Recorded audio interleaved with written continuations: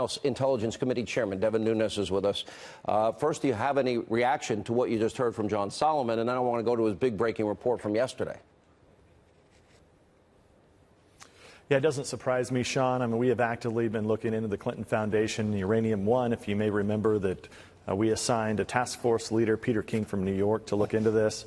So we have seen some troubling information on this, and I can't verify John's reporting. He always does a good job. He has great sources, and I'm sure there's much more to be learned on it. Let me go back to his breaking news yesterday. What we discovered, apparently, and I don't know how this was not known when we go back 2 years now, pretty much investigating this whole issue, the Clinton bought and paid for phony dossier, et cetera. What we now have found out, there is an email chain or a chain of emails. James Comey is on it. Top DOJ officials are on it. And they knew, and the Intel community had massive questions about the veracity, the truthfulness, the validity of the dossier, which your memo and the Grassley-Graham memo point to as the bulk of the applications for the FISA warrant against Carter Page. When did you first find out about this email chain? Well, I don't know that the email chain in John's reporting is the same stuff that we're looking at, although it sounds very similar.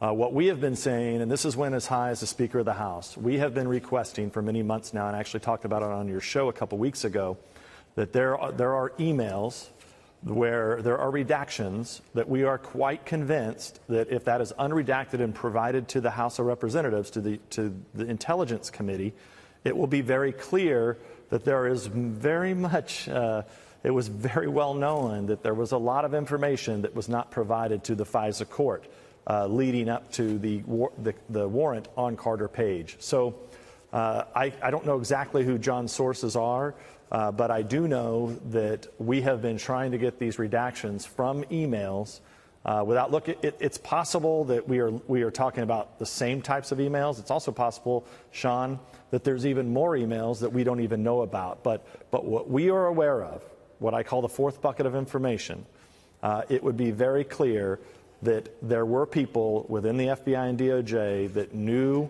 well and good before they went to the FISA court that Christopher Steele and others were up to some really bad and nefarious activity. You're saying that these emails would be the fourth bucket, the 302s would be a second bucket, the FISA application themselves, especially the last one, pages 10 through 12, 17 to 34, then the Gang of Eight information. Those would be the four buckets.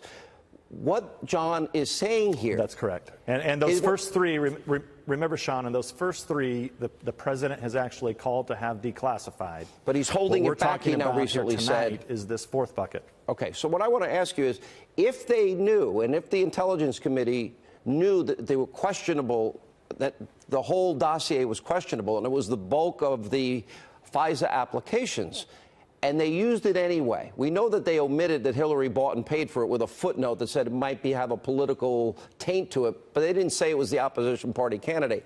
Is it possible that they knew it was not true, that they gave it to the FISA court anyway, that they didn't do their due diligence, verify and corroborate it, and that they totally and completely committed fraud on the FISA court, not once but four separate times, meaning anybody that signed off on it was signing off on an application to spy on an American with evidence that they, at best, thought could very likely not be true? Yeah, so remember what we've been looking at criminally has been abuse of power, whether or not there was a conspiracy to abuse power. You know about that. You've talked about that for a long time. What this gets into is this would be the first clear evidence that we have on another major crime, which would be called lying to a federal judge, which is a crime and a major crime. So that is really at the heart of this. But the people we're talking about would be Comey. It is the evidence that we have. This would be Comey signing off on it. Rod Rosenstein signing off on the last one. That would be Sally Yates signing off on it, right? Well, they're the ones that signed off on it, but they're not necessarily the ones who would have provided and doctored the information. So really the people that are culpable here are the ones who were in these discussions that knew about the information that was not provided to the court. Even though Adam Schiff, who I have a lot of issues with, will be the chairman of the committee come January, will you still have the authority and the ability to get this information to the American people? Yeah, I mean, the only difference is that I will be the Republican leader on the committee. The question is that the subpoena power will lay in the hands of the Democrats. But the Senate would have the power, too, as well. Like I've Lindsey, said, that's true, but we have also, for many months here, Sean, been willing to, we've said that, look, our investigation's over with. The White House is going to be able to declassify a lot of this information to help us out to get to the bottom of this. All right. Congressman Nunes, you've done great work. So has John Solomon. If so, that basically what I said is true.